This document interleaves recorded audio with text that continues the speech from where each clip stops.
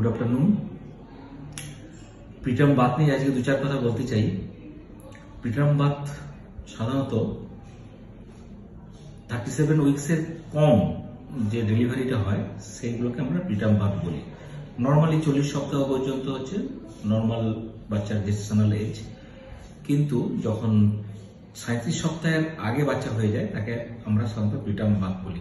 Preterm বাথটা নিয়ে আমরা এত বেশি উদ্বিগ্ন কেন কি, আমাদের দেশে ইন্ডিয়া সারা পৃথিবীতে প্রিটার্ম বার্থ ইন্সিডেন্সে 1 নম্বরে আছে।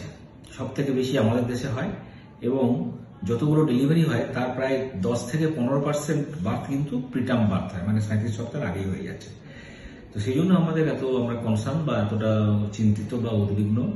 এই প্রিটার্ম বার্থটা কাদের হয়? প্রিটার্ম বার্থটা যাদের বিশেষ করে সার্ভাইকাল ডাইলেটেশনগুলো থাকে, প্লাসেন্টা নিচের দিকে থাকে, মাল্টিপল প্রেগনেন্সি, ডবল বাচ্চা যাদের থাকে, ইনফেকশন যাদের থাকে, তাদের ক্ষেত্রে এই প্রিটার্ম বাথগুলো হয়।